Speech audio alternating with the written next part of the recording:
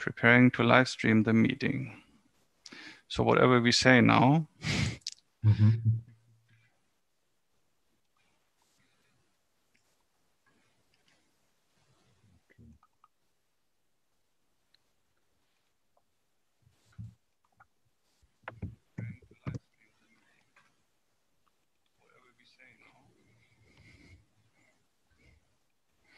I can see myself on YouTube now.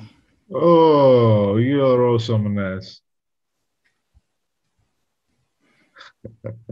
Okay, switching off my camera now. Okay.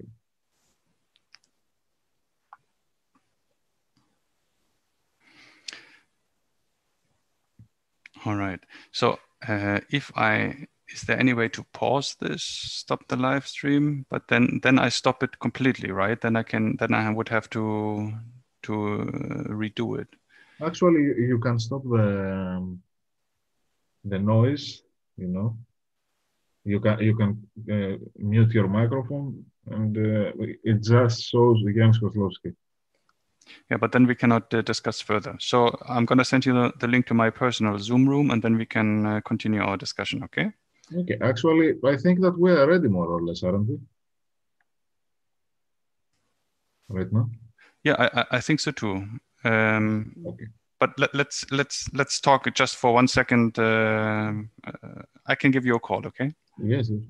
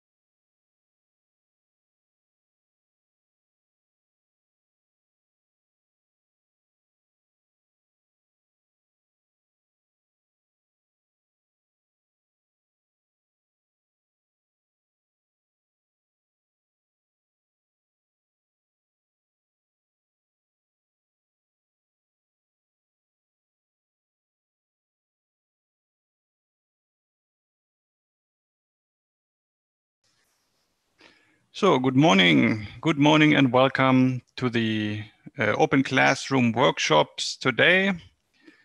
I'm Jens Koslowski, and with me is my colleague Manlodes Raniotakis.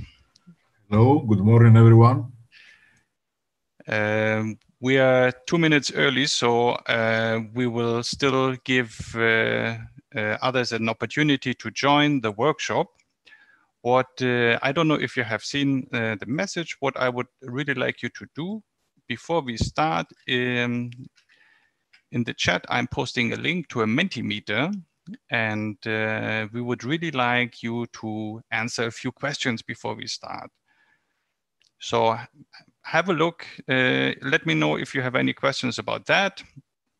Let's give it 2 or 3 more minutes for maybe some others from the main sessions to join our workshop, and then we can start in a very shortly.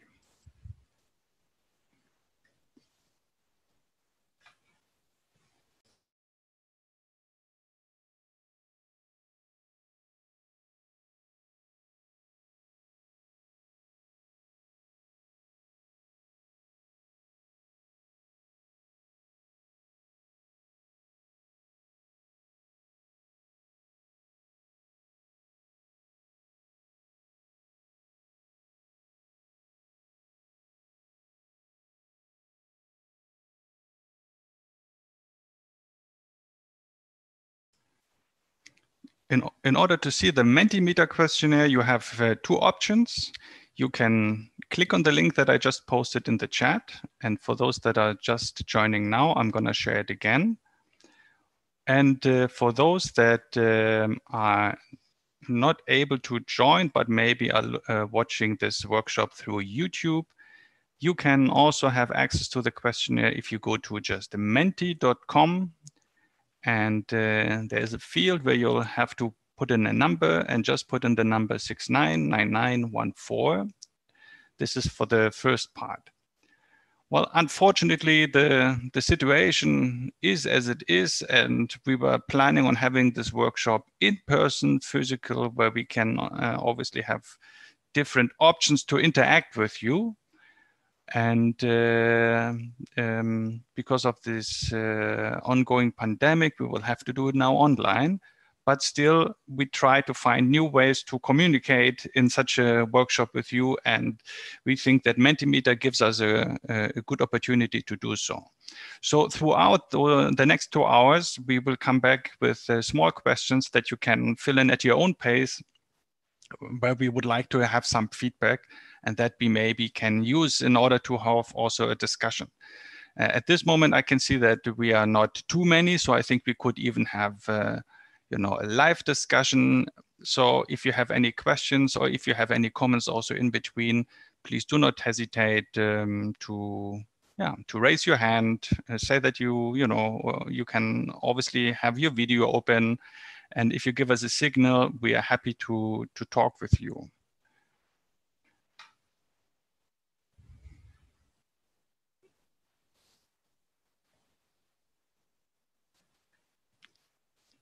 Manolis, if you could also have an eye on the waiting room, so in case somebody is coming a bit later, that would be much appreciated.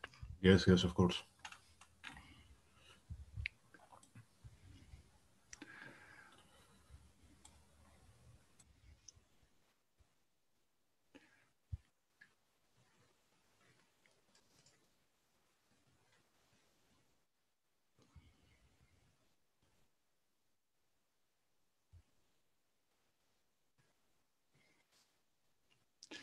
I'm just going to have a quick look at the main session if this has finished now, because I think they were running a bit late. And otherwise, I would suggest give me 1 second and then we will start.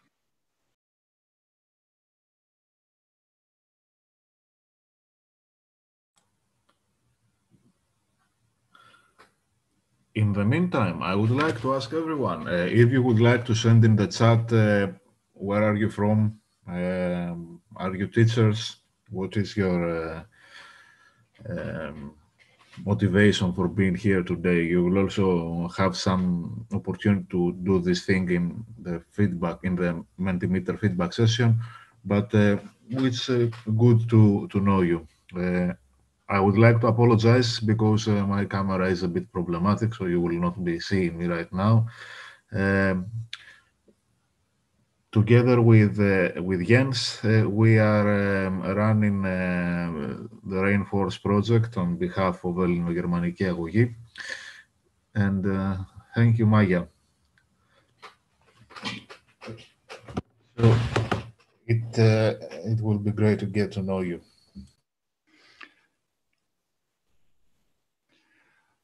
Okay, the main session has also started, so we are running now in parallel. That's fantastic. So then let's officially open this workshop. Hey, welcome to this workshop.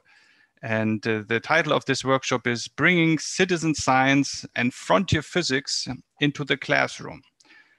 And I'm very happy that you have an interest in this. And obviously there are two levels to this. The one is bringing citizen science into the classroom. And then especially if it involves topics in frontier physics that go, let's say, beyond the everyday physics that we're usually involved in.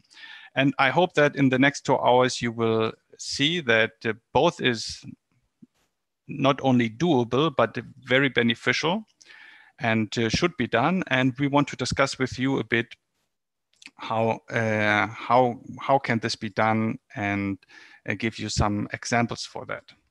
So because I see that some are joining right now, I'm sharing once again the link to the Mentimeter, to the first one, where we have a few questions about you that you can fill in at your own pace. And we will, have a look at it after the first introduction to reinforce. And with that, I'm actually giving the floor to my colleague Manolis, who will give you a little bit context about why do we have this workshop, what are we hoping to achieve together with you, and introduce to you this really innovative, interesting project that we are currently working on. So Manolis, the floor is all yours. Thank you, Jens. I will be sharing my screen now. Okay, give me one moment, please. So, can you all see my screen? Yes, we can. Okay, awesome. Okay, so since we are more education oriented, we will be discussing right now not only the overall approach of Rainforce, but we will be focusing a lot on how to connect schools with large research infrastructures in physics through citizen science. So this is what Rainforce stands for: research infrastructures for citizens in Europe. Okay. I would like to start from the beginning, and the beginning is the fact that science progresses. Science progresses quickly. We are having game-changing discoveries in physics with great media coverage. This is, for example, from the Nobel Prize in Physics 2020 about Penrose's discovery for black hole formation and about Gensel and Guess discoveries about a supermassive compact object at the center of our galaxy. We have the discovery of gravitational waves, which is more or less our focus today. Okay, and it was awarded in 2017. And such discoveries, not only on gravity-oriented issues, but also in issues regarding high energy physics, astrophysics, astroparticle physics, all these topics that, CERN does, or all this stuff, have an unprecedented impact in humankind. I mean, you may be aware that the World Wide Web was, let's say, started at CERN because scientists needed a way to share data. Or the fact that we have proton therapy for cancer, it utilizes accelerators that were produced, let's say, as a spin-off from the technology of particle accelerators for physics. And we have also national security applications, we have knowledge transfer initiatives, but mainly the most important impact of, let's say, this frontier science to humankind is the understanding of our world, why it is like this, why it exists, how it exists, all these issues. However, if you take some time and you like a bit conspiracy theories and go to the web, you will see that you have many people believing in that things are a bit different. For example, what NASA is hiding from us, and it has more than 7 million views here. Uh, what CERN is hiding from us, we have 6.5 million views here. And yeah, the list goes on and on. And if you go, you can even see that there are people who believe that the Earth is flat and they already had an international conference. Okay. So this goes also beyond hard science. We all know that in the times that we are living now, we have people who don't believe in the effectiveness of vaccines or in the use of masks, or don't even believe that COVID exists, and so on. So what you can see also is that if you go beyond these things, that if you investigate school curricula, you will identify a gap between frontier scientific research and society and education. You will see, for example, that the 20th and 21st century physics is not systematically integrated in K-12 formal education. And moreover, that teachers don't feel confident to address students' questions regarding these discoveries in frontier science. So this gap exists. This is a gap between how science progresses and how society progresses, and also how science progresses and what school education does. So far in the past, we have had the opportunity to witness and participate in many nice outreach initiatives, okay, which were launched mainly by research institutions and which aimed to engage people to let them know what they are doing, what this kind of science, frontier physics is about. Okay, to us, however, the problem persists. The gap is there, we see it, and therefore we believe that we need a more effective way to connect society and research and schools and research. And to us, this way is citizen science. Uh, if you have a look at the graph here, uh, I want you to imagine the left side as, let's say, the frontier city science part, in which people connect together science teams from all over the world. They operate large research infrastructures in frontier physics. For example, you see here Virgo, the great interferometer in Pisa, which is there to detect gravitational waves.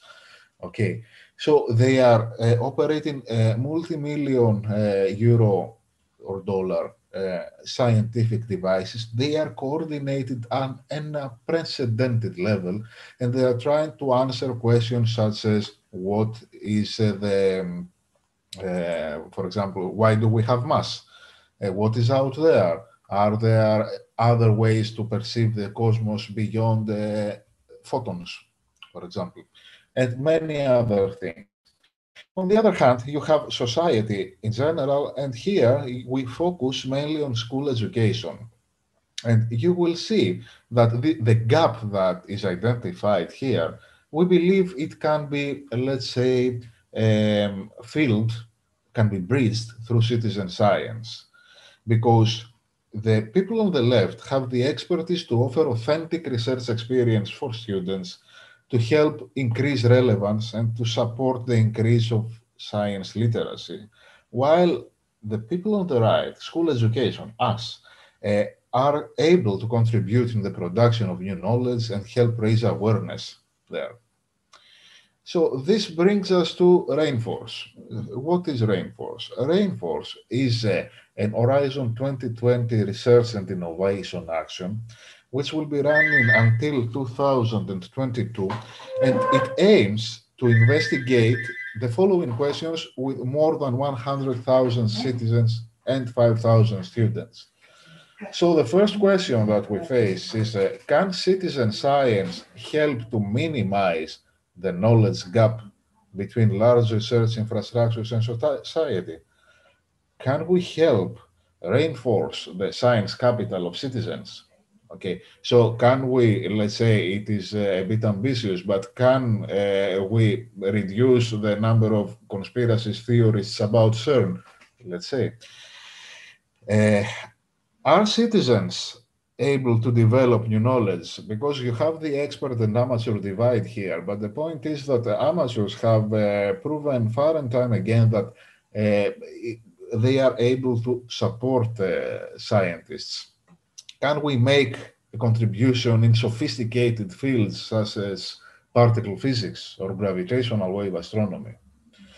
The third question is, can we apply this knowledge? Can we transfer this knowledge or, let's say, gain insights from this in order to help solve societal problems? And finally, can we balance social inclusion and scientific efficiency in the design and implementation of frontier science projects?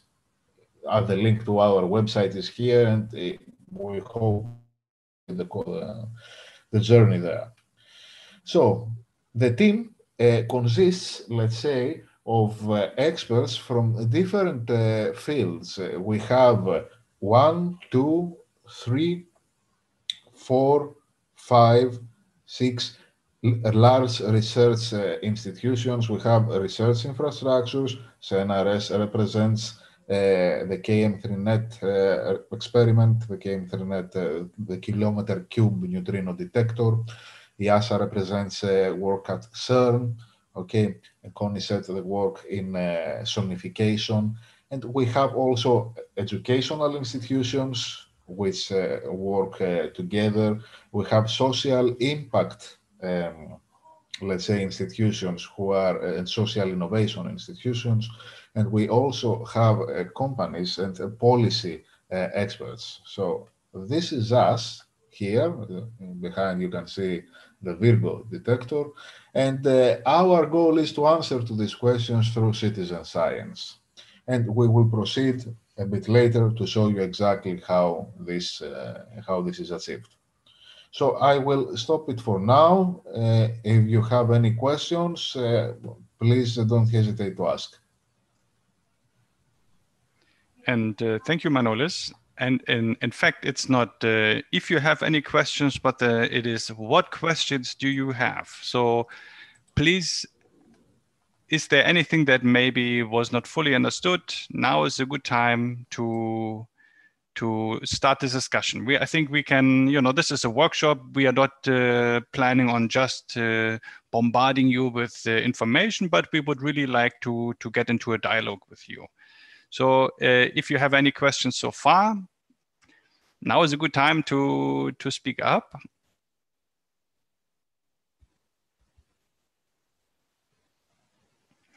Okay. We will have plenty of time also later to get into a discussion. Then I will continue now. Before we, Manolis already said, this was a very general introduction in what we are trying to do and reinforce. And we are basically still at the start of the project or in the first year. So there are many things happening over the next 2 years. And there will be plenty of opportunities for you to actually become involved, especially for you that are teachers.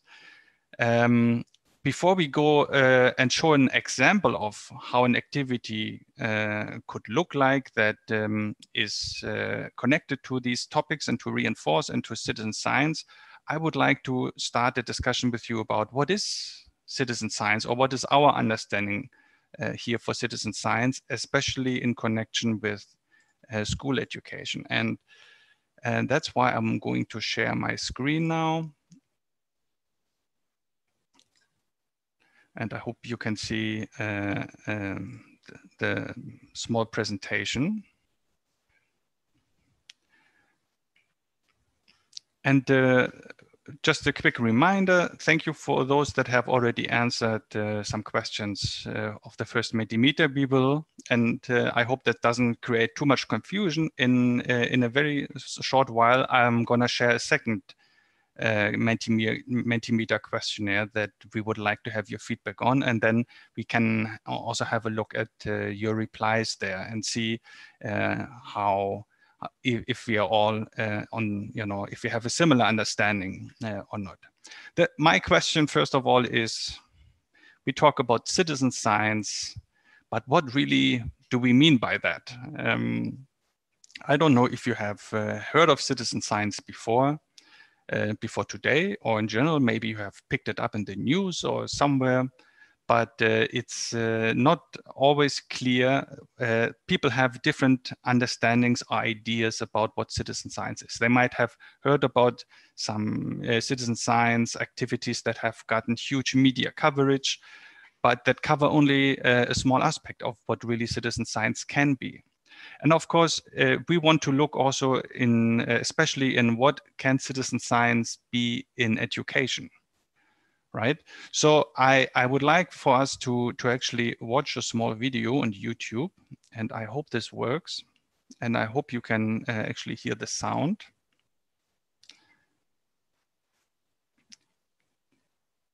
Just a second, because I think I need to share it differently now.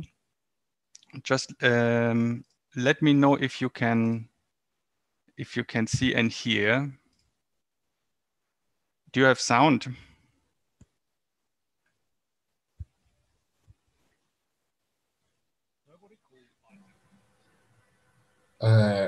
Jens, not, we don't. You don't have sound. All right.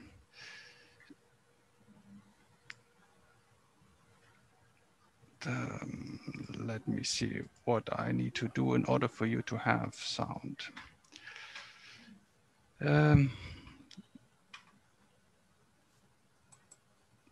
I don't know if maybe since we are live streaming this on YouTube, I don't know if this creates an issue.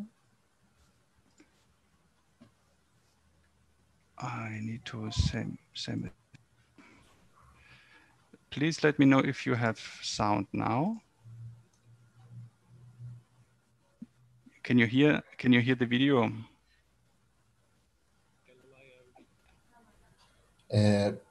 I hear No, huh? I hear something, but no.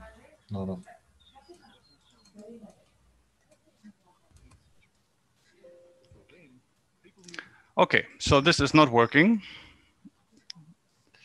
That is very unfortunate. I'm gonna put the link to the video into the chat so you can go and have a quick look for yourself. It's really just 2 minutes, and what it does, it introduces a little bit the concept of citizen science.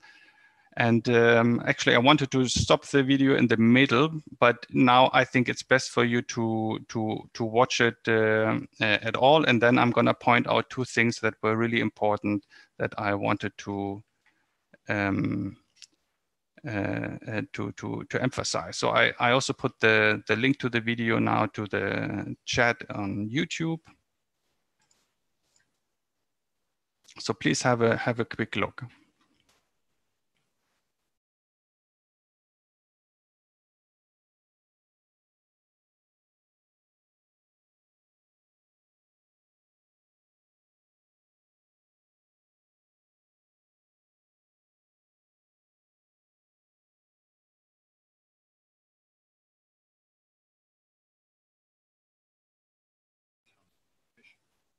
Scientists can be found in a variety, including universities, research institutions. Jens, I can hear something now, but it is very, very low. The voice is very low. The universe doesn't stop professionals. Enter citizen science. Can we generate the automatic subtitles, because this may help? Becoming an important part of research. Access to cheaper technology and everyday everywhere tools like sensors and smartphones bring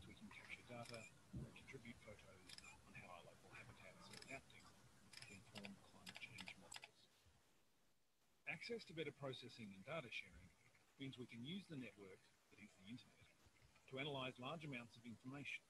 For example, how proteins can best be folded to help shape treatments for diseases like AIDS. Our human capacity for puzzles and pattern recognition still outstrips computers. And these innate skills are being used to collaboratively explore and categorize vast repositories of photos, finding patterns. These might help us better understand the lunar surface, explosions on the sun, or the formation of stars and galaxies. So this is the moment where I wanted to stop. And now those that are watching it on your own, that is fine. You can, of course, continue. But this is the first stop that I wanted to do. And I hope you were able to listen at least to some of the things that the video said. Basically, what the main message was so far is that with the advance in technology, apart from the advance in science, that science was not a profession until, let's say, 100 or 200 years ago, that the new technology made it possible for citizens to help contribute to science by collecting data, or now, as in the last example here, by processing data that is being collected now in vast amounts, unbelievable amounts of data that scientists by themselves don't have the capacity to analyze. So that there were some activities where citizens were processing images, collecting data, making pictures, observing the nature, biodiversity, and so on, and providing this data also to scientists. So this is, let's say, a fairly basic, and I think from what I understood with the discussions that I had with friends and many others, is this is kind of like what most people keep in mind when they talk about citizen science. Data processing, data collection, provision of resources maybe. But what I really would like us to understand is that citizen science can be so much more, and actually should be more. If we look at citizen science in a holistic view, citizen science offers, especially for education also, so much more, because so far I don't see too much benefit of these activities for school education. But now that the video continues, and I would like to focus also on other aspects, what citizen science really can be. Easy sharing of knowledge and data brings together communities of interest from all over the world to science together. Communities can also form, not around doing science, but around having their say in how decisions about science are made, particularly in more controversial areas like GM foods, stem cells, and nanotechnology. This has led to increased acceptance of the idea that citizens need to be part of a conversation about what science is done and how it's applied. This is not citizen science, but civic science, an increasingly necessary dialogue involving non-scientists, research scientists, public servants, and politicians, in decision-making about the direction of science policy. After all, science and technology shape society in many and varying ways. Some of these ways are unexpected and sometimes unwelcome, and some benefit some people more than others.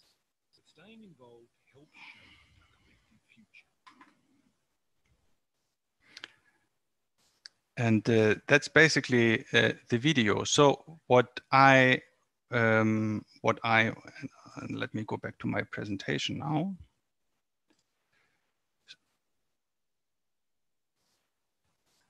Share. So for me, the keywords in the small second part of the video was not about the data collection and the processing, but it was the participation aspect. And participation means not only to help scientists analyze data, but to actually become really involved. It was about communication. It was about getting into a dialogue. It was about working together. There was about the community of interest, finding new opportunities to collaborate with each other, maybe even hundreds or thousands of miles apart. So I think these, for me, are the aspects of citizen science that are often a little bit neglected or forgotten, but which I think also for the school environment could become very, very interesting, because it's about cooperation, it's about communication, it's about involvement, becoming personally involved, and also shaping research policy in the end. So ideally, a citizen science project should take all of these into account and not use the citizens just as a simple tools, but make them a stakeholder in the research. And this becomes more clear. There is a European Citizen Science Association that has developed those 10 principles of citizen science, what ideally each citizen science activity should have. And obviously, it's about actively involving citizens in scientific research to create new knowledge and understanding. So there are obviously different roles that citizens can have in such a project. Citizens cannot replace scientists, and this is also not the point. But they shouldn't also, from the scientific side, they should not only being seen as willing helpers, but really we need to think about different ways to integrate actively their contribution or their or even extend it to a sense of collaboration. Let me just briefly go through those 10 principles, because I think it's very important. A citizen science project obviously need to have some genuine science outcomes. So it's not just about randomly collecting some samples and so on. This, what you can already do in schools. This is, to show them how to collect water samples or so on. It needs to be, in a broader sense, a genuine science outcome. There needs to be a real research questions behind it. And in a citizen science project, both the professional scientists as well as the citizen scientists should take some kind of benefit out of this activity. Obviously, there are different ways and stages that a citizen science should be able to participate, and that's where this whole policy aspect comes in.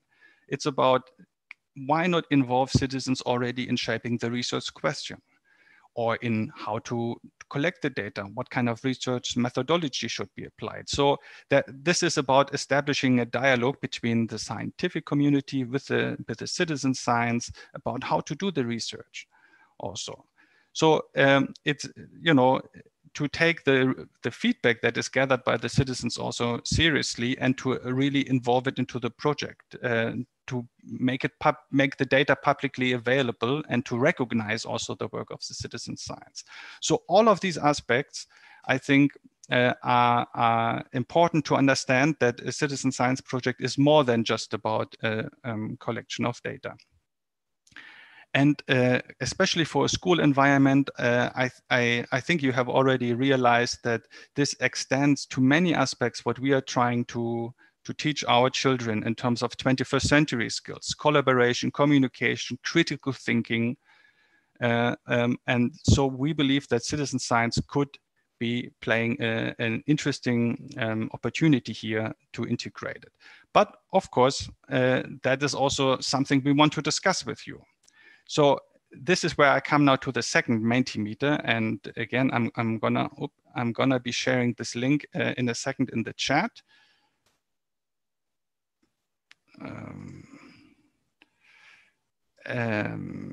Or you can go to menti.com, and so this is the chat. In the chat you have the direct link where you don't need to put in any number. Or you go to www.menti.com and you put the number 2107632. And there you have the chance now at your own pace to answer a few questions about your understanding about citizen science, and what you think are appropriate roles for you or for your students that they could do. So I would really like you to take these. I think there are 4 or 5 questions, should be answered quite easily. So please go there and give us some feedback. And then we will have a look at this together and discuss it with you. In the meantime, I actually wanted to show you another video, but given the apparently the problems with the audio, I think we can skip it. The second video was just an example of a school, actually a primary school even, using citizen science in their class. And also there, the focus, or what the teachers were saying, was that you know, what they discovered was I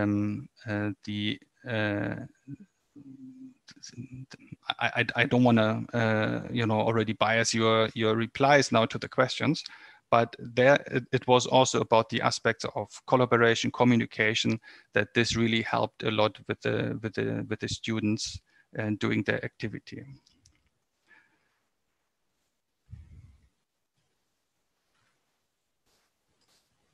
So please have a look. Let me see.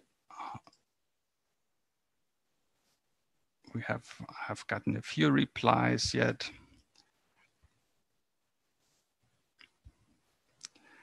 Let me continue a little bit with the points I would like to make, while you hopefully on the side can answer a few questions. Also, because we're not to run too late and to come to the practical aspects of our project. So I'm gonna share my screen. All right. So in Reinforce, we did also a research analysis a little bit about the citizen science and education, and there were a few points that really stood out to us. And in our research, you know, we saw and we have the same belief that especially in STEM subjects, it is sometimes difficult to motivate students to really become involved in these subjects, because they do struggle to see the relevance. Why do I need to learn this? Why, you know, I'm not interested in this. Why do I need to bother with all this complicated stuff? And citizen science, I think, provides a really good opportunity to make it, to bring it very close to the student's life, and by involving them in a real scientific research project with experts from, for example, large research infrastructures, that could give a whole sense more of new motivation. Because they actually understand, if we are doing citizen science activities in the classroom, that whatever they are doing, whatever classifications they are doing, this is actually having an impact on the research of large research infrastructure. So the time that they are investing, we're not collecting data for you know, some nature project, and then, you know, we make a nice report and then we forget about it. No. Whatever students are actually contributing is being used for further research and is actually having a huge impact, or could potentially have a huge impact. So I think this is a very, very important point.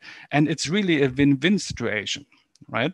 So you as a teacher have a chance to give students the experience of becoming active in real research. And for the scientists, it's also very helpful, because you as a teacher are some kind of, first of all, some quality filters. You already make sure that the contribution of the students is actually having some certain standards. And, you know, ideally, if this subject is so interesting, we have new volunteers. So it's really a win-win for both sides. That so we therefore believe that citizen science indeed has a very important potential in school education. But, you know, what we are proposing in Reinforce is a little bit more challenging than, you know, that is referring now to that video I intended to show. There are some relatively easy projects where it was, you know, also in the first video I shared, it was about collecting, making images, making photos of certain, identifying certain animals, for example. So these are relatively easy citizen science projects. But what we are doing in Reinforce is not easy citizen science projects or an easily understandable topic maybe, but it is about frontier science. It's about frontier physics, gravitational waves, neutrino, muons, all these new aspects, things that before I started working in this project, I was also not so familiar with. So the question is not only let's say we can agree that citizen science actually has a huge potential, but what about citizen science in high energy physics, for example? Can this be really beneficial for students? And before Manol is gonna show you an example how this could look like, I just want to showcase that we have found obviously some prerequisites that we need to have in order to successfully introduce a citizen science project in schools. You know, there's no surprise, and that makes perfectly sense for you, I'm sure, is that obviously a project needs to be connected to the curriculum somehow. So that would be ideal if we could somehow connect the topics of the citizen science project with the curriculum, so that, you know, this is also not just an afternoon activity, but that you can do it in the formal school education. It would be good that a citizen science project has different levels of difficulty. The keyword here is differentiation. You know, you might have some students that are more advanced than others, or that can do even more challenging tasks than others. So a citizen science project, it would be good if there could be some levels. And obviously, you know, these need to be well adapted, well integrated into lessons plans for you. Then, especially when we come to let's say more challenging topics that we are going to talk about, we need to have educational resources for this. And in Reinforce, we are planning to provide you with such educational resources, but obviously a little bit of adaptation is always needed. And you need to have a model for how you can involve students in group works, in order also to have these aspects of collaboration, communication, discussion, reflecting that we want to promote. And last but not least, and this is also one of the reasons we have this workshop today, is we would like to offer teacher training and support to help you understand, propose to you how this can be done, and practice it with you once we also have maybe more educational resources to showcase. So there are some challenges with designing citizen science projects for schools and education. There is always this challenge between balancing the scientific goals that the researchers have. I mean, they have their own interests with the needs of the teachers in schools, and your interest in teaching the students.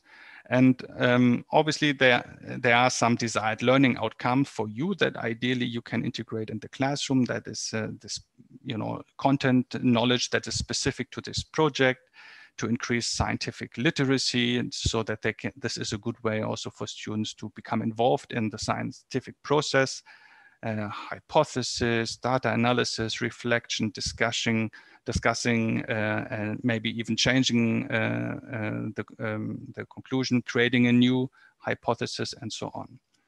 But it's also important for the personal development and also for identity change. It's maybe so far a student said, I'm not interested in science at all, but through such an interactive experience, and maybe even with this, when they have the chance to actually even discuss one-on-one with researchers, maybe that, or it can have a big potential to change that.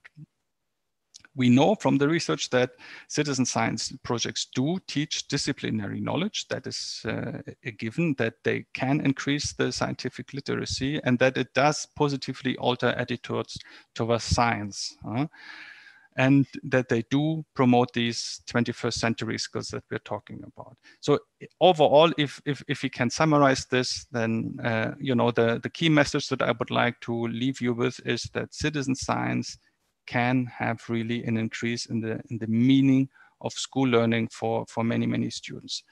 So my plan was actually to look at your replies now, but since we are already running a bit late, I suggest we start now with a practical example of how such a citizen science project looks like, especially online, and Manolis will introduce you to one.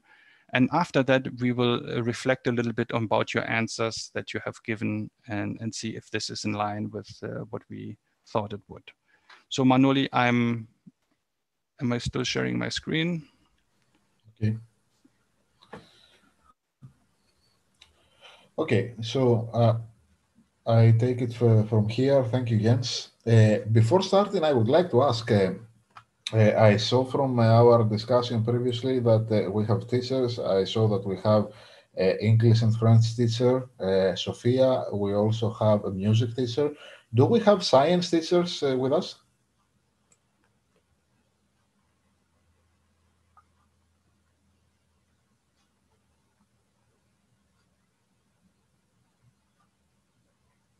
Uh, okay, we have Maya. Very well. So let me proceed a little bit. The point is that we may discuss science topics. However, there is some interdisciplinarity here. And we will discuss maybe a bit about that later. Let me share my screen though. Okay. So, as we said before, when we discuss Rainforest, we are discussing the introduction of cutting-edge science to school education. Okay, so we are collaborating with four, let's say, major infrastructures in physics, and we are bringing together scientists, educators, and citizens in order to support the optimization of these infrastructures. To do that, we use a platform called Zooniverse. You will see it hands-on in a bit. And to do that, taken from the paradigm of these four, let's say, major infrastructures, we develop four cutting-edge citizen science demonstrators, as we call them, or citizen science projects. Okay. Today, we are going to focus mainly on this, on the gravitational wave noise hunting, and discuss a bit further about that. So, as Jens told you, we have some specific goals. What are the goals here? The first goal is for students to be able to contribute in the optimization of large research infrastructures in physics. What does optimization mean? Optimization means that we are trying to, let's say, fix problems, fix issues in these infrastructures in order to help them enhance their discovery potential.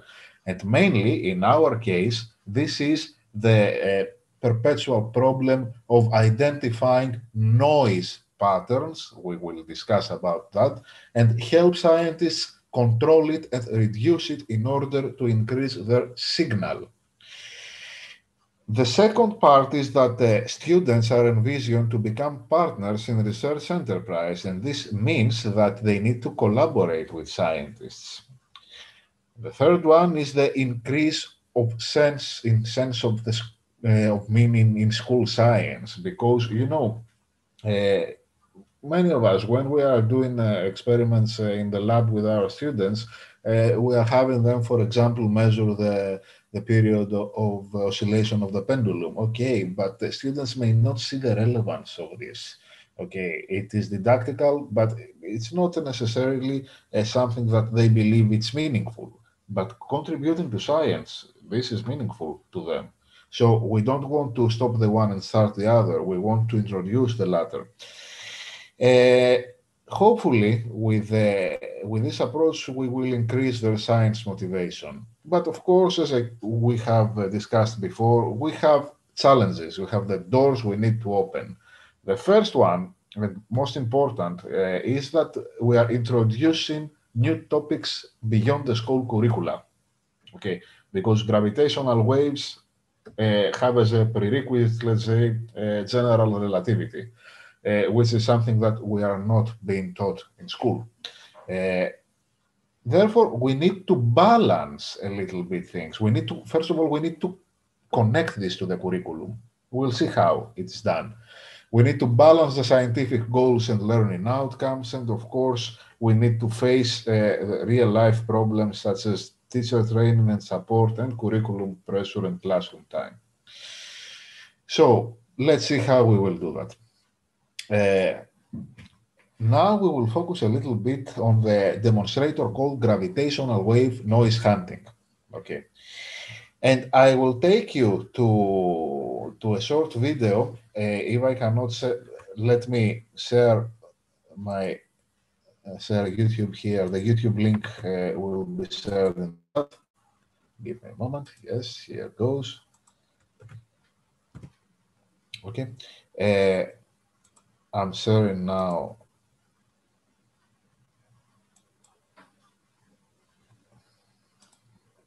I will try to share computer. Gravitational wave. It's a ripple in the fabric of space and time.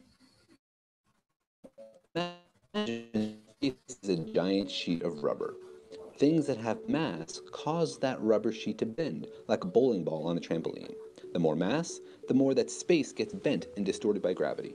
For example, the reason the Earth goes around the Sun is that the Sun is very massive, causing a big distortion of the space around it. If you just try to move in a straight line around such a big distortion, you will find yourself actually moving in a circle. That's how orbits work. There's not an actual force pulling the planets around, just a bending of the space. Gravitational waves are produced whenever masses accelerate, changing the distortion of space. Everything with mass and or energy make gravitational waves. If you and I started to dance around each other, we would also cause ripples in the fabric of space and time, but these would be extremely small, practically undetectable. Now, gravity is very weak in the scale of other forces in the universe, so you need something really, really massive moving very, very fast to make the big ripples that we can detect. How would you observe a ripple in space? If the space between you and me stretched or compressed, we wouldn't notice it if we had made marks on our metaphorical rubber sheet, for example, using equally spaced rocks, because these marks would also get stretched further apart. But there is one ruler that doesn't get stretched, one made using the speed of light.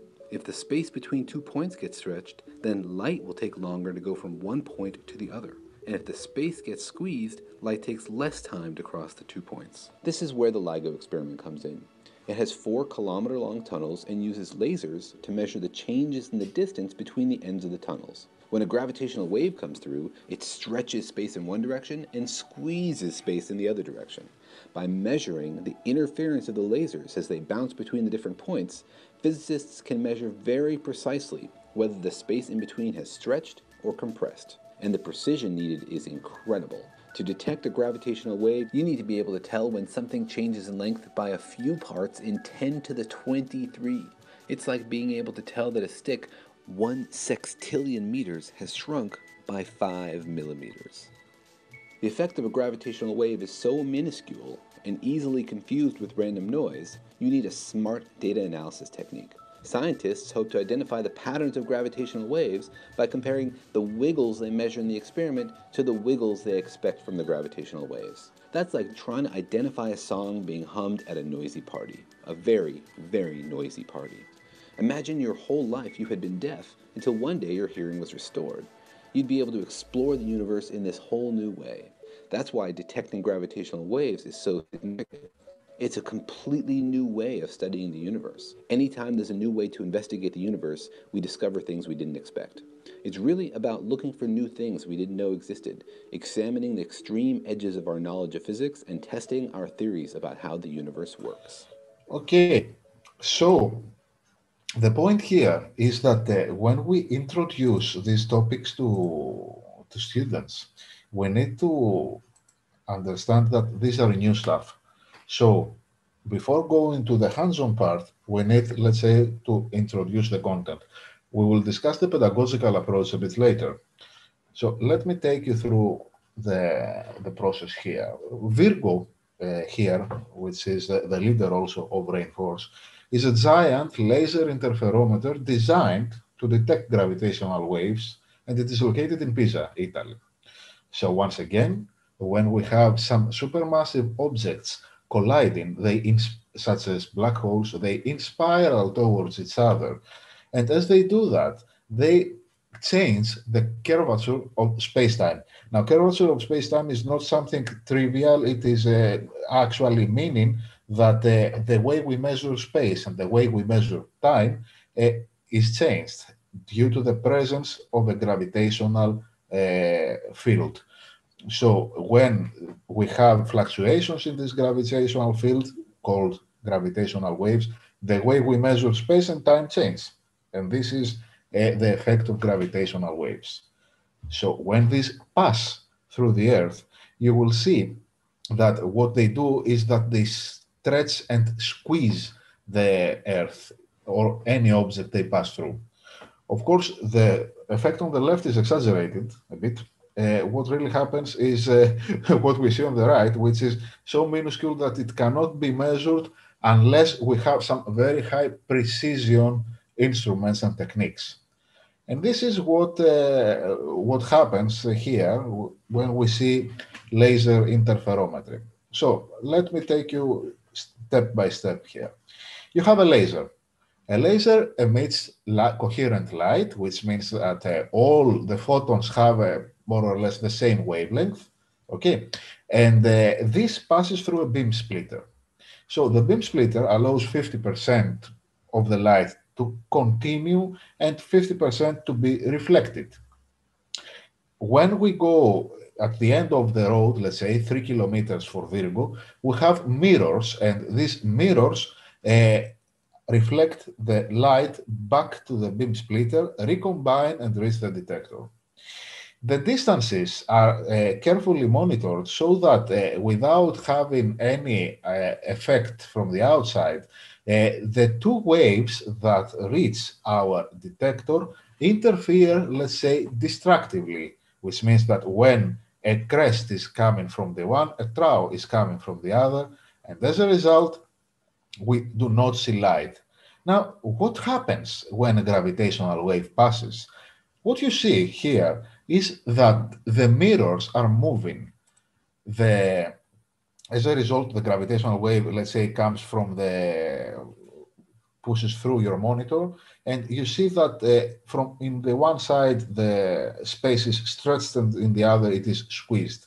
So this changes the path of light between the two mirrors, and as a result, the destructive interference changes. So you have a minuscule light signal that is detected. Of course, in order to, and this actually, the time evolution of this signal is measured and carefully analyzed by scientists in order to figure out if it comes from gravitational waves.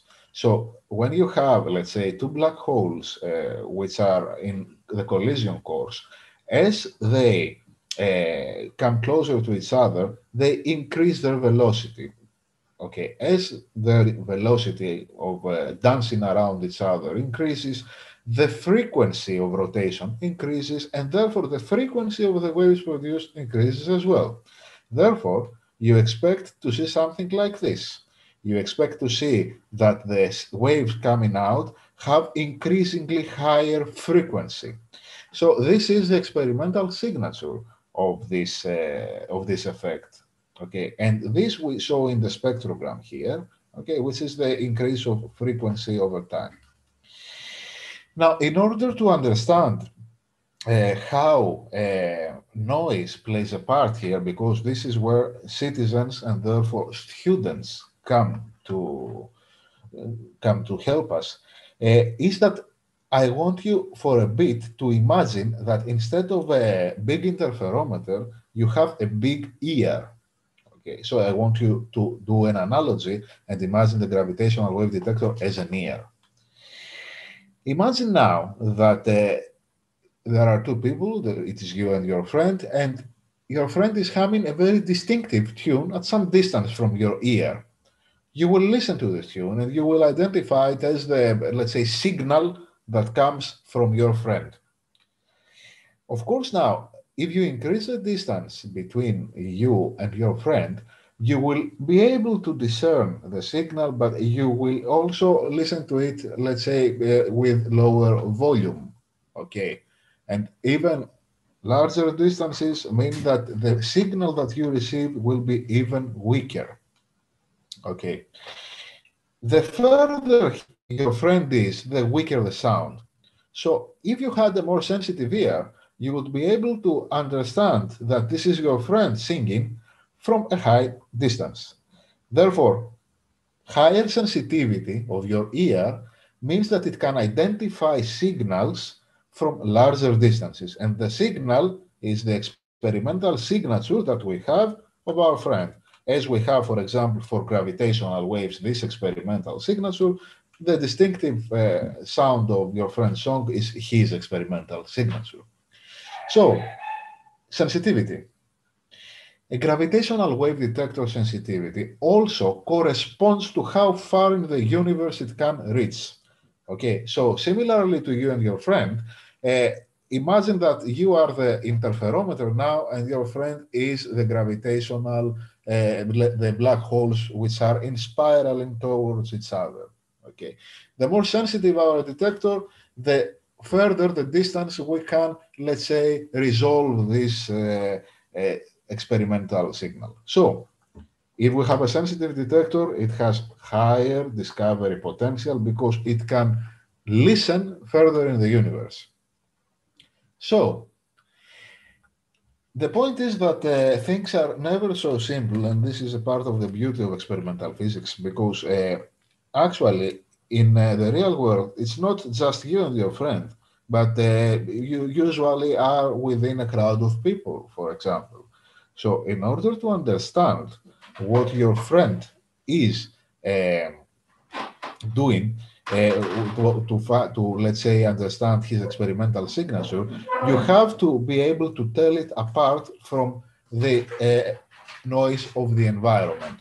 So I want now you to focus here and see that when we discuss about signal, we're discussing about your friend's song, and when we discuss about noise, we're discussing about any other sound that can, let's say, stop you from listening, from discerning your friend's song. So, similarly, uh, now we will be able to understand better the challenge for Virgo and LIGO and the other gravitational wave antennas.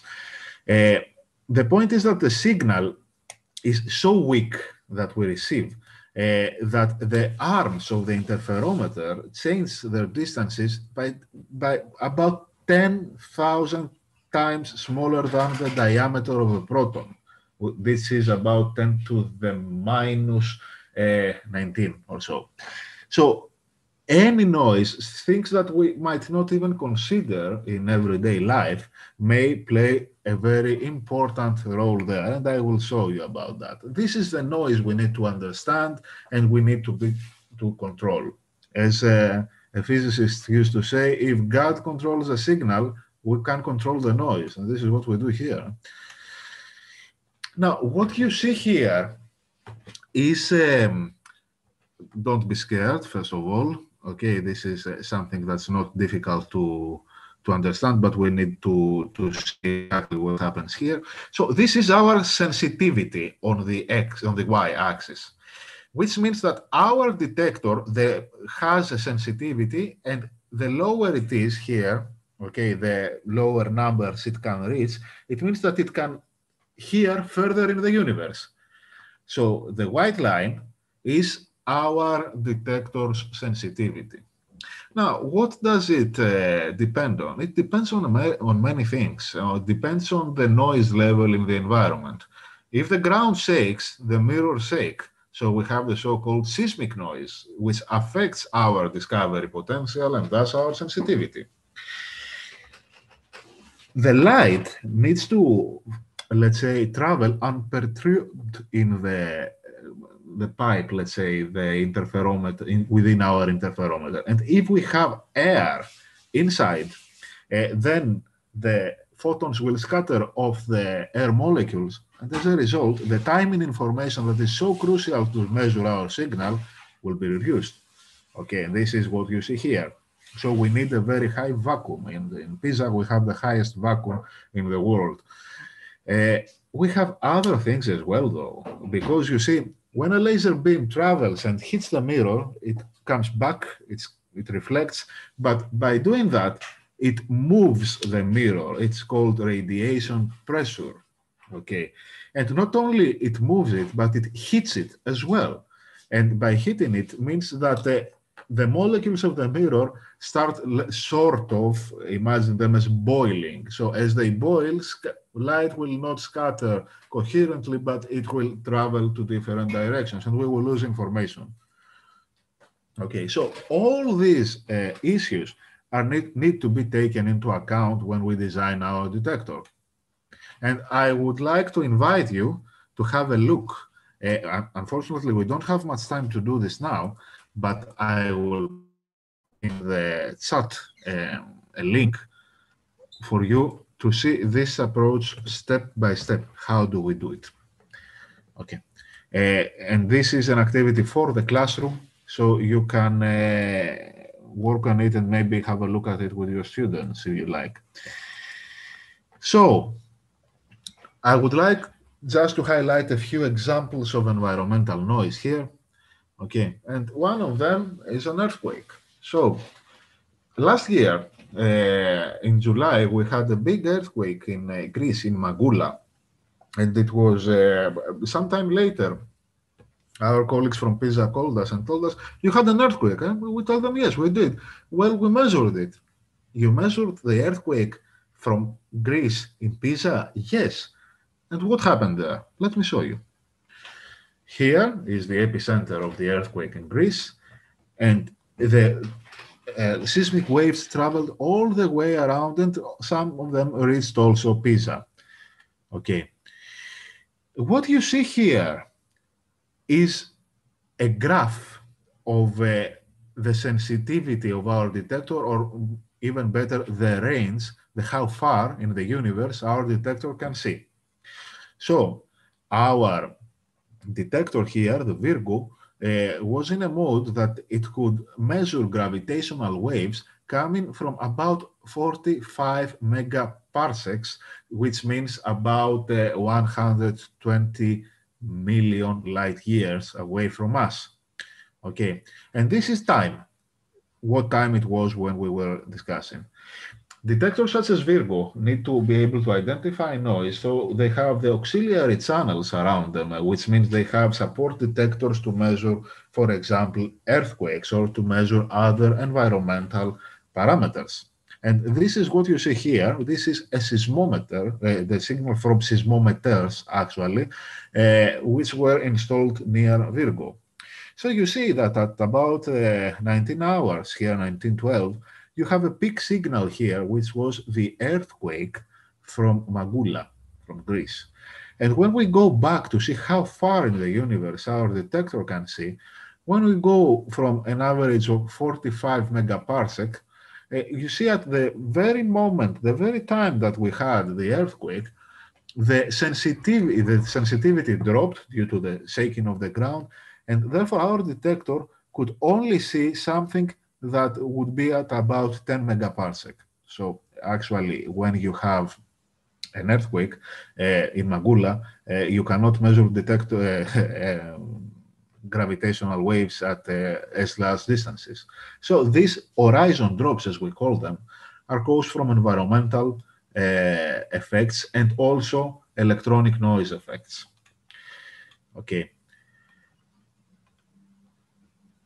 Another effect is the wind blowing. This is from wind meters in Pisa, and when the wind increased its speed, the reach in the universe of the gravitational wave detector dropped, and you can see it here. So these detectors are very, very, very dependent on environmental parameters. And this also acts as a blessing because this way they can contribute to environmental science as well. So if two neutron stars merge in a distance higher than 50 megaparsec and a signal arrived to our detector at about 8 o'clock, okay, we wouldn't be able to detect it because the wind was blowing furiously. So it is amazing, actually. Now, listen to this. Except for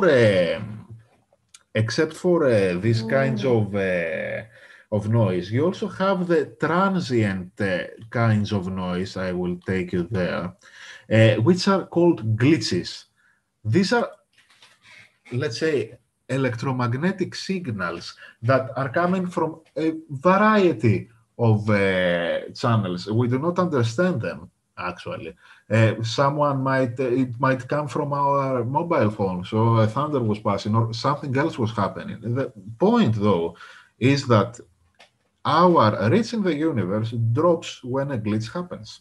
Okay, so these noise triggers, as we call them, make their way in the gravitational wave data, and they induce dead time in the detector, mimic gravitational wave signals, and so therefore they hinder our potential to do discoveries. So scientists naturally had to find ways to understand these kinds of signals. Let me show you here. I will discuss spectrograms in a bit, but this is a signal, this a thin line here with increasing frequency, as we discussed before. This is a signal of a gravitational wave. And what you see here in yellow is actually a glitch. So when a gravitational wave was passing from LIGO, a glitch happened. And this is a very nice way to superpose the two and understand the importance it has, because we may lose data there. Okay. So classifying glitches using computers is exceedingly difficult. And as we had discussed in the beginning with Jens' presentation, the human eye is maybe much better than the algorithms of computers to, let's say, do pattern recognition here. So machine learning, this algorithm, have made huge strides over the past decade in the classification of these problems, such as glitches. But these need to be trained. So we need to be able to feed these algorithms in order to train them to help them identify these glitches. And this is where citizens come into play. Okay. You may ask me, does this work? I mean, do people actually do this? Yes, they do. Yes, they do. And I think that it is a good moment to discuss a little bit about gravity spike. Jens, I would like to make a short pause here in case we have any questions or anything that we would like to discuss. Yes, I think that's a good idea, because that was a lot of information now condensed. Yes. Very nicely condensed. Thank you, Manolis. But yes, indeed, it is certainly a good idea to open the floor. So was there anything unclear, or do you have any questions so far about citizen science or the information that Manolis just gave about gravitational waves? So at least those that are joining in Zoom, please just feel free to unmute yourself and speak up.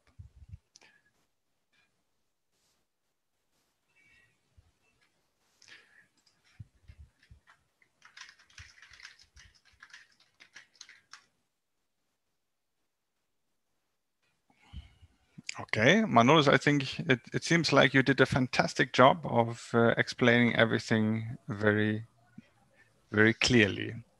Yes, thank you.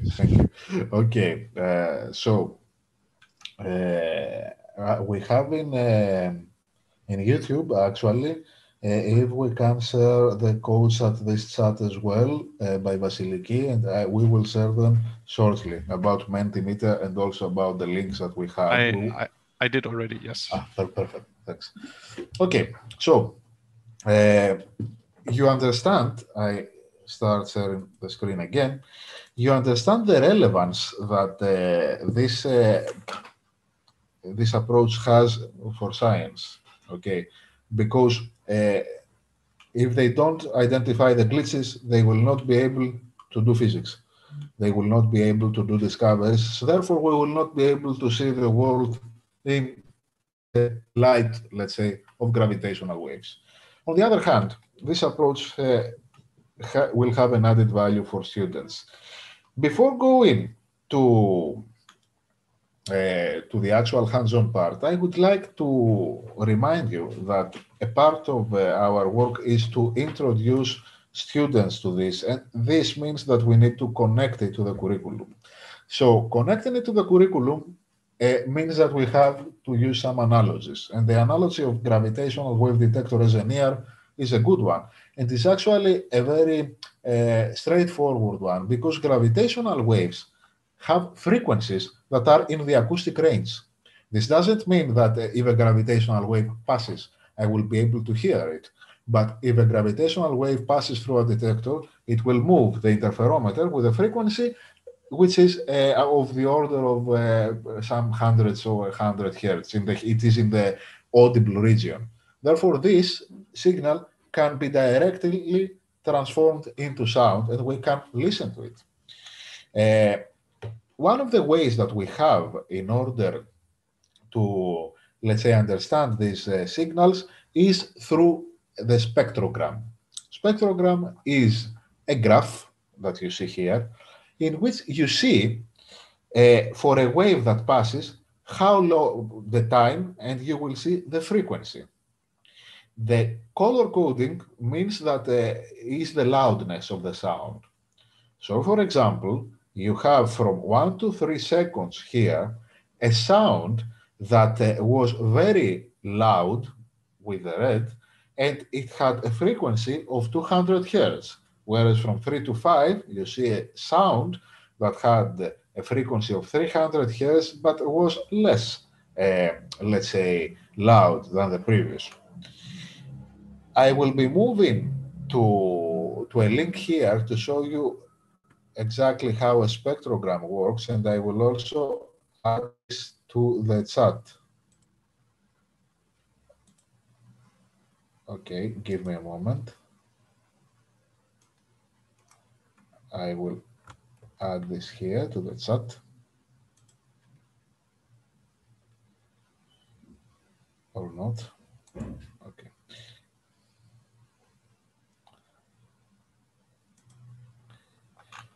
Okay. So what you see here again is the frequency range. Okay. Here is the time, and let me take you. Manoli, you didn't add the yes, link. for some reason I couldn't.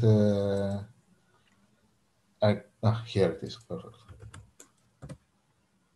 Okay, it's there now. Okay, let me now listen to a bird song. I will also share the computer sound. Okay, let me know if you hear it, please.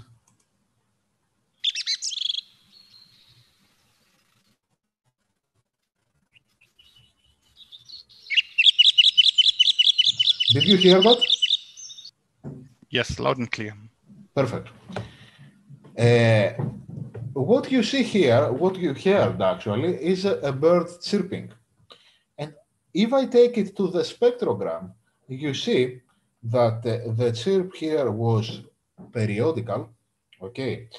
And its frequency also was in a broad range, starting being at around 1000 hertz. So this is what you observe here. Okay, this is a bird chirping.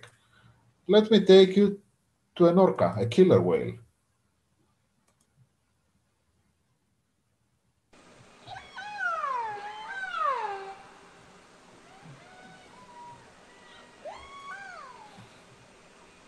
Did you hear that?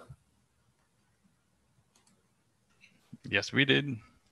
Okay, so as well as you can understand the difference between an orca and the bird chirping when you hear the sounds, you can also visualize it through the spectrogram. You see that the orca had about 440 hertz or a bit more, whereas the bird was about more than 1000 hertz. Okay, let me take it to a violin.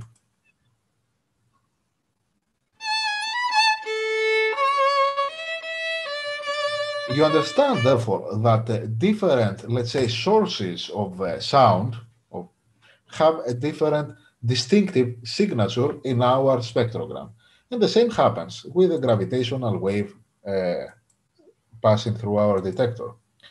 This is what you see here. This is the sound, let's say, of a gravitational wave. I would like to let you hear it now.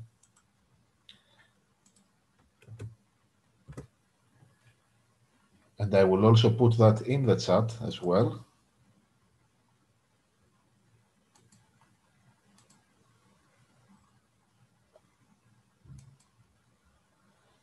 Hopefully, okay, I will put it in a bit because, okay.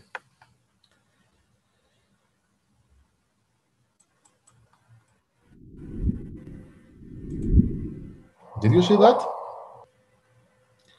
If you see here, you are seeing a spectrogram again. Okay, and in this spectrogram, you have let's say, the output of the spiral and black holes. Okay, so you see that as the frequency of spiraling increases, the frequency of the gravitational wave increases. So you see that these peaks come closer to each other, and you see here that this means that the frequency increases. Therefore, in the frequency time domain, you will see that we have a sweep like this.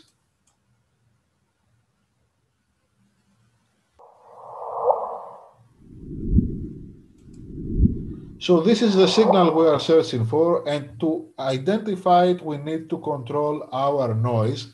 And the important part where citizens come here is the glitches, the transient noise. So I am moving now to hands-on, and we'll be using here the reinforces demonstrator's predecessor, let me take it here, yes, Gravity Spy. It is the project upon which we are building in order to create our gravitational wave noise hunting demonstrator. Okay. This is hosted in the platform called Zooniverse, which is collaborating with us to host our Rainforest projects. And this is where all the citizen science comes in. Okay. So what are we going to do here? We are going to help scientists search for gravitational waves, these ripples of space-time. So I go to get started. Do we have any questions?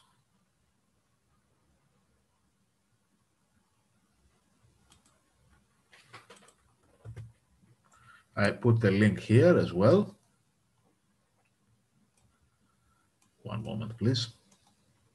So, what exactly are citizens and students, therefore, supposed to do here? They will have to be identify these glitch patterns. So I will start with this. What you see is a spectrogram. You see the time, you see the frequency range, and you see also the energy, let's say, normalized somehow, that is within this glitch. And if I move this a bit, you will be able to see also more squeezed in time what happens. So let me ask you this. We have three different patterns here. The one is called blip, the other is called whistle, and the other is none of the above. I will say that this one is a whistle. Okay, the whistle is something that scientists have identified like this to have a V pattern in our spectrogram, okay, or W actually, and this looks, let's say, to me it looks like it. Do you agree? Should I identify it like that?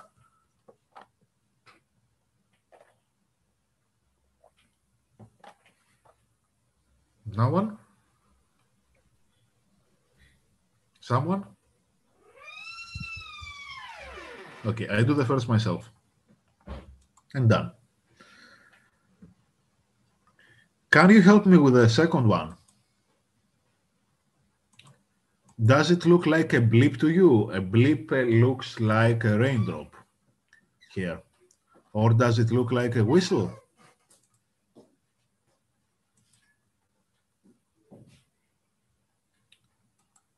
I don't see activity in the chat.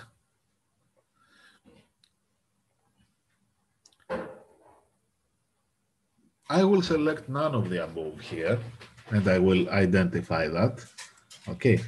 And then I will move you to the done and talk. Because here we are doing, let's say, the classification, but this goes beyond that a little bit, because you need to share. When we take students to the pathway of introducing them to citizen science and frontier physics, we also want to offer them the opportunity to discuss with other, with their peers, with citizens, but also with scientists who are following these activities. And this is what we do actually through the talk forum. Okay, so I will sign in. You can use this platform even without signing. Okay.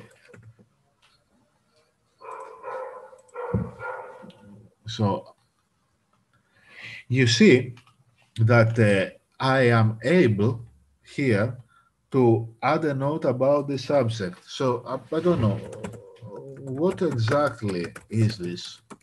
It doesn't need to be scientific question, or you can discuss. Okay, and you will see that you also, okay, this is what happened now. I ask that we are initiating conversations here.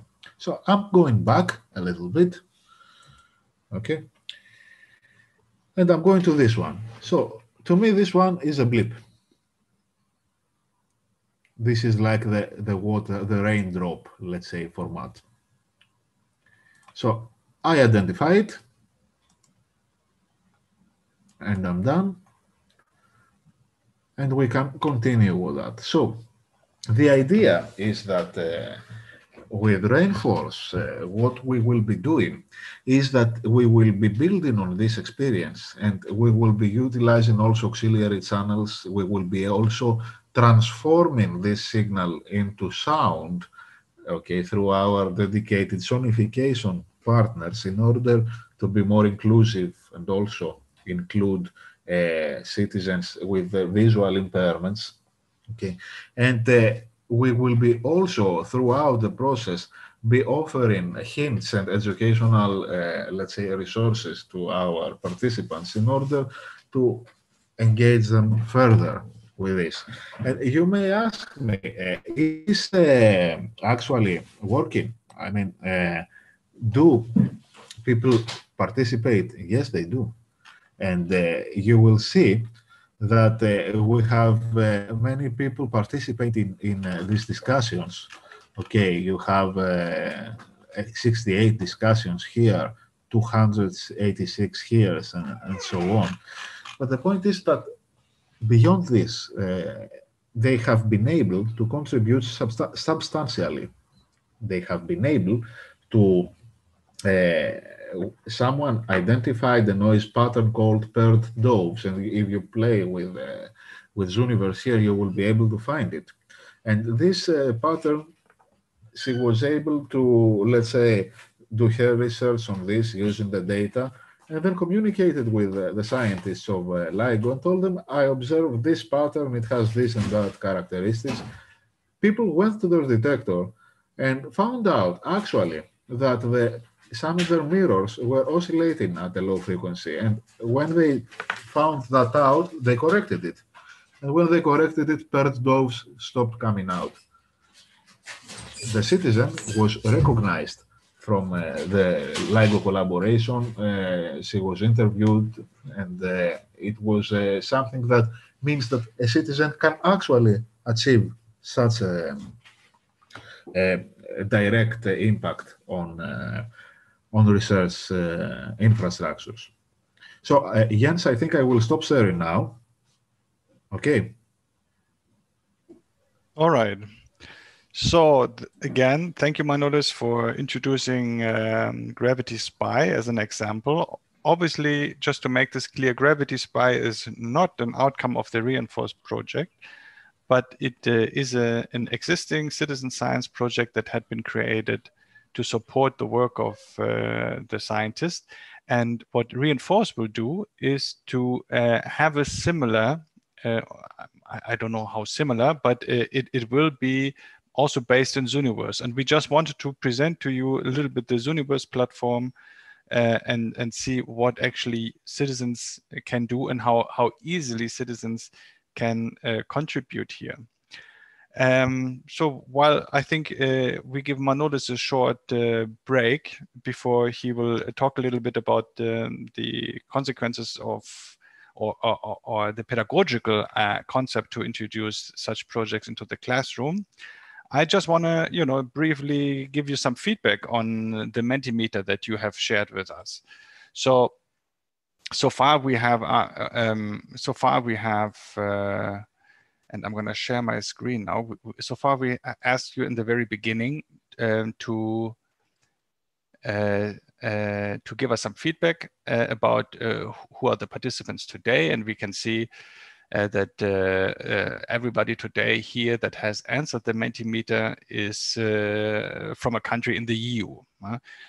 Reinforce has also project partners from Argentina, and we are collaborating also with research institutes, not officially within the project, but with, Virgo, for example, is collaborating with the American Institute in LIGO, and so on. There are gravitational, there are these inferiorimeters that are measuring gravitational waves all over the world now.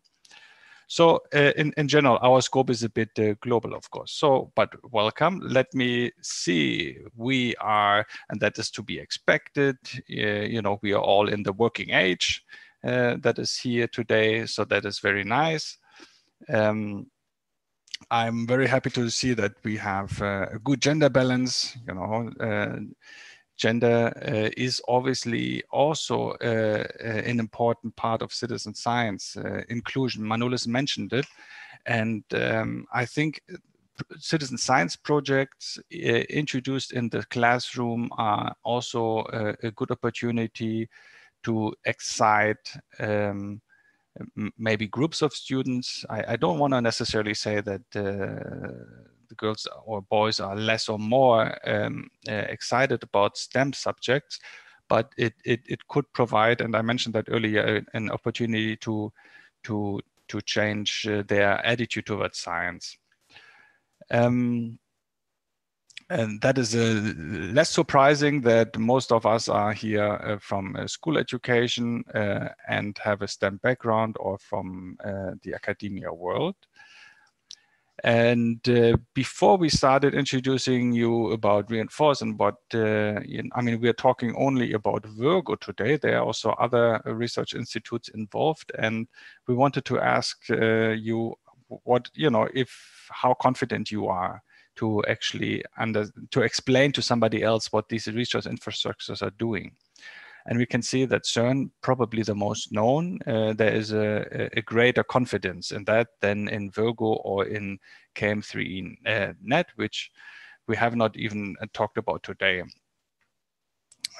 So that is perfectly, and this is in general, whenever we do a workshop like this is kind of the feedback that we are usually getting. For us as a project, that obviously means we need to make sure that we introduce, like Manolis did now, the work to provide a better understanding about what these research infrastructures are actually doing, and what kind of research they are involved, and what are the instruments and what they are doing. And I'm sure that after today, you would be much better able to explain what Virgo is actually there for, what is the purpose of these huge inferiorimeters. All right, so, and last but not least, we wanted to see, just to see, because this is always a bit surprising, sometimes to see what idea people have about what the main aims of the research infrastructures are. So can I say something here? Yeah, please do. Okay. I mean, it's a very small sample, I should say. So of course.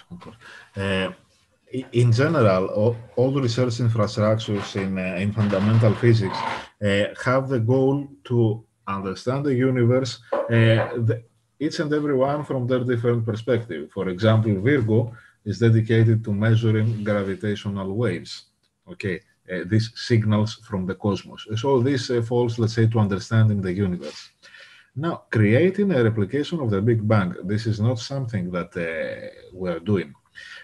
What we want is to understand the universe when it was close to the Big Bang. So we need to look back, let's say, to the earlier era of the universe. And one way to do it is to identify signals that come from far, far, far away, which means that they were produced far, far, far before, in the infancy of our universe. Also, if we go to, for example, research at CERN, we're trying to simulate the conditions, let's say, temperature conditions of the early universe to understand what physics was like back then. So we don't go to replication there, okay? Now, there are spin-off applications of this, let's say, infras, and for example, producing the industrial applications is not the main goal, but they may come out as a desired output in the knowledge transfer. Also, offering solutions for the betterment of society. Yes, after all this fundamental knowledge will go tomorrow to the society. For example, the discovery of electromagnetic waves some, I don't know, 100 something, 130 years ago. Back then they didn't know what this would be useful for, but again, today we're using them all the time. all right. I also would like to show a little bit the second one about citizen science that we ask you to fill in. So the question was, have you heard about citizen science before? And there was, it's kind of a mix here. Some of you had and some of you haven't. So there was a good choice of you then to come to this workshop to get at least an introduction into the concept of citizen science. And this is obviously something that is very interesting to us. What does motivate you, in case you have already participated, or what could motivate you to join a citizen science project, to see where really is a great interest of yours. And I can see that, for example, the interaction with top scientists could be a great motivating factor here. Becoming part of the community and also learning about how science works. Again, we have a small sample here, but this is more or less also in line with the results that we have gotten from other workshops such as this. So this is very interesting to see, because the research has told us that these are in various studies the most motivating factors for citizens to devote so much time helping or collaborating with scientists. This was, here we ask you to rank a little bit. There are certain roles that citizens can have in a citizen science project. And here we ask for your preference for a ranking of what would be the most desired role that you would have. And collecting or gathering data is obviously a relatively, this sample, one of the preferred roles. It's probably also something more easy to do than others, or you have more readily available capacity to do that. Analyzing data, this is partly what we are also hoping for in reinforced citizens to do. And very interesting to support others to develop scientific skills. Obviously, since we are having lots of teachers here, this is not really surprising, but this is good to know. All right, so this is very interesting. And here we said, what are the potential benefits of integrating citizen science into formal school education? Yes, and this feedback is kind of I discussed it already in my presentation. What let's say the research community thinks about the benefits, and yeah, I find this also very interesting. Your feedback here. So the challenges that make it difficult to integrate citizen science and formal education is motivation. And I would assume that this is motivation both on the student side, but also maybe from colleagues, that not every teacher might be having the right motivation, or obviously the resources, time and curriculum. These are obviously the feedback that we have heard a lot. And since we are working a lot with teachers, this is, resources, curriculum, and time are always the main problems, and we are very much aware of that. Can I ask something here? Excuse me. When we say motivation, what exactly do people have in mind when they say that? I would like to understand what they mean with motivation. Well, please, anyone is free to speak up. As I said, for me, there are two ways to look at this: motivation of teachers to invest the time to do that, or motivation of students, lack of motivation by the student side. I mean, we are doing this anonymously, this on purpose, so that people can share freely their thoughts. So, but if any one of you is would like to give their explanation, please speak up.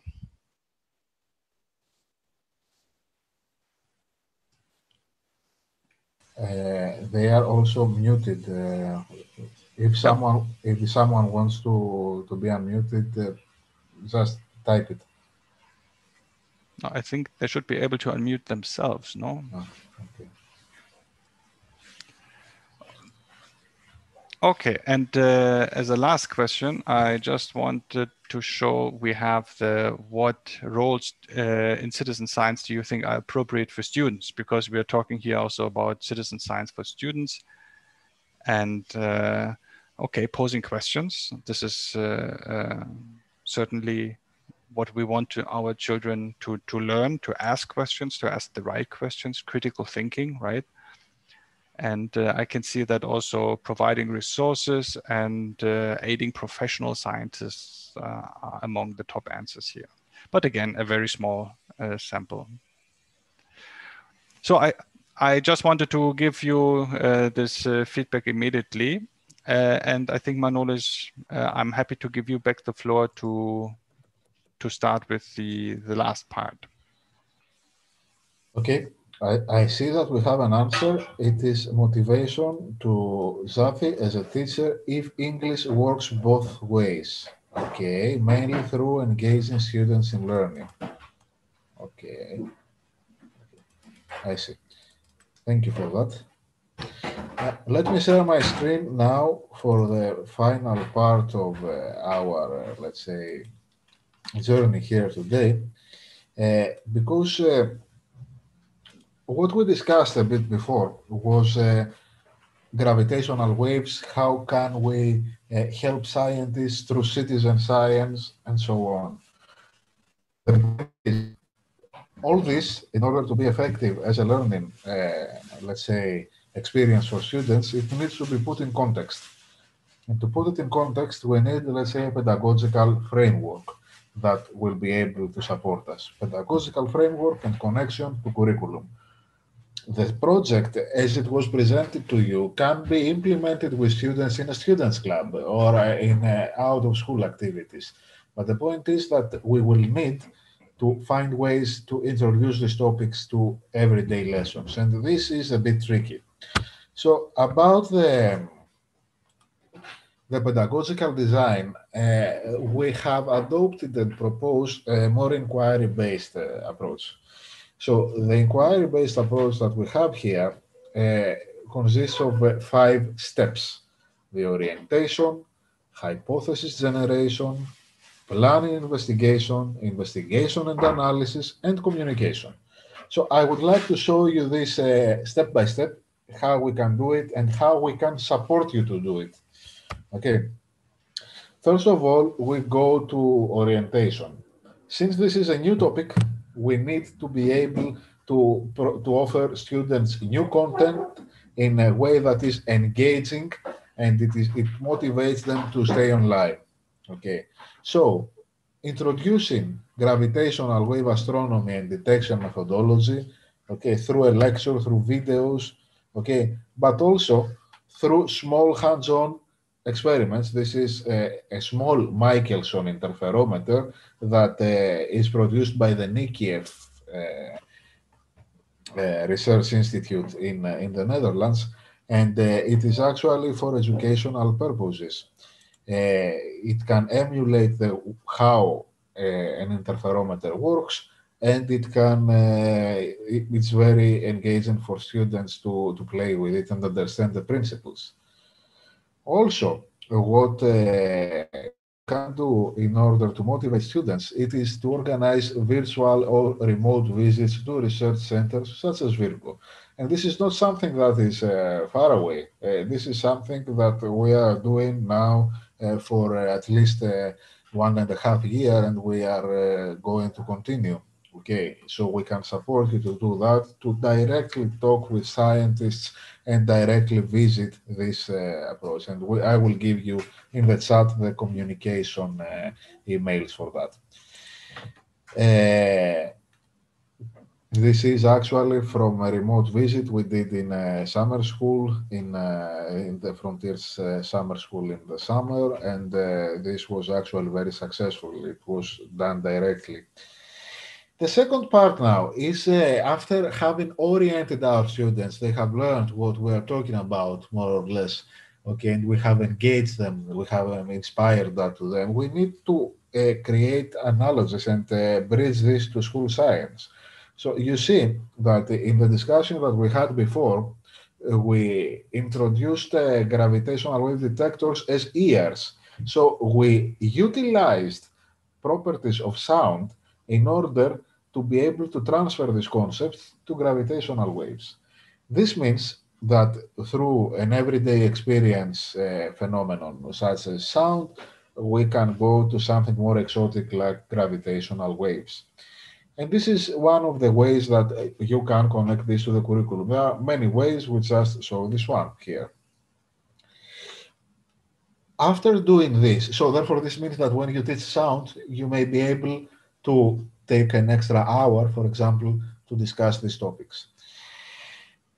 In order to plan our investigation, we need to give some explanations there. So we need to go and discuss what is signal and what is noise and how this transfers to gravitational wave detectors, as we showed before, to identify sources of noise and have students understand how they contribute to our output, and how they affect detector sensitivity, like we did before with the earthquakes, right? And to introduce the tools to identify these patterns, meaning, for example, the spectrogram and the citizen science platforms universe, and describe the challenge. This is the most important part here, because in order to bring citizen science to the classroom, you will need to have the students understand why. Why do they do this? This is another exercise? No, it is not. This is one of the most important parts of this approach. They need to understand that the data that they will analyze will be used by scientists. They will be useful to them, and they will be able to communicate with them. They will be able to contribute to the optimization of gravitational wave detectors. So this motivator in the affective domain is one of the most important to keep students engaged here, and everyone actually. Again, we discussed this before about the sources of noise, okay, and the challenge that we have is the following. Now, there are sources of noise in gravitational wave detectors that are poorly understood, the glitches discussed. So we need to help scientists optimize their detectors. So this is why we do this. Okay. the investigation and analysis now comes to the specific work in Zooniverse, as we highlighted it very briefly before. Okay, we will offer educational data sets to train students before initiating the citizen science project. Students will be able to do this in an in-classroom format, but also through their mobile phones, their Androids, they have the computer maybe, and if they are willing to, they are able to continue without a problem. Okay, so this is how it works here, this as you saw before. And now we go to communication and connection. We connect students with researchers and peers through the project platforms discussion channels. So this is very important because students don't feel isolated. The online tools offered there are able to help connect. Okay, these are the paired those we discussed before. So this approach here, we believe it is able to work. We are willing and very much looking forward to working with you if you are interested. Okay, within the next 2 years, we will start a series of participatory engagement activities like the one we did before, with more hands-on training and more opportunities to engage with your classroom. So from us, I would like to thank you very much. And if you have questions, we are at your disposal. Thank you.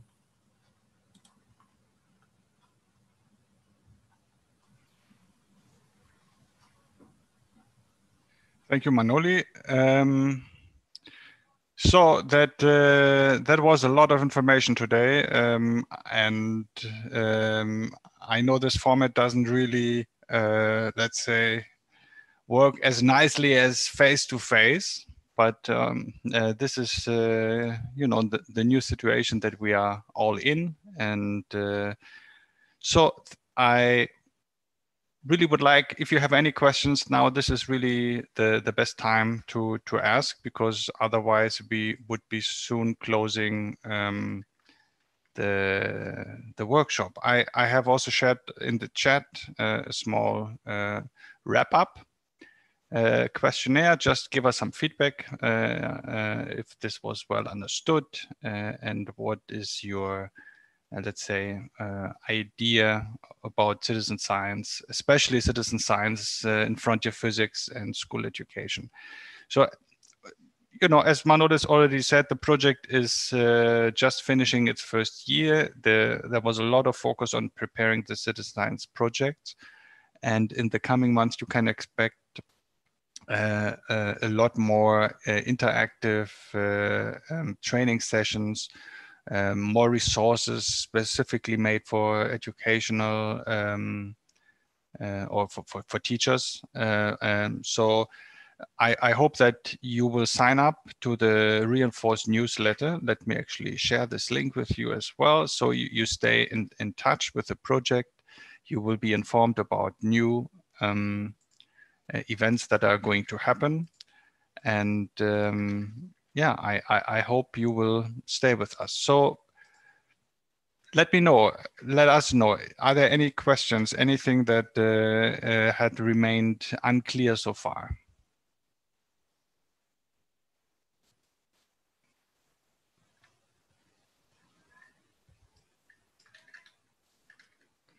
Okay, otherwise just please be so kind and answer the last Mentimeter questionnaire for us. And that just leaves me to say thank you to Manolis. Tremendous work as always. It was a pleasure. And I hope you enjoy the upcoming session of the Open Classroom Conference. If I look into the program, the next workshop is going to be playing with protons with Angelos Alexopoulos. Or there is in the main session, the Open Schools for Open Societies, where innovative school projects are being presented. May I say something here? Yeah, of course. If you visit the Playing with Protons workshop, it is very important to understand that these topics, such as those that we discussed before, in order to introduce them to the classroom, we have to follow a specific approach. Imagine now how difficult it is to do it for primary schools. These guys did it, and successfully, and you will be able to learn how there. So I really suggest it, especially for primary school teachers.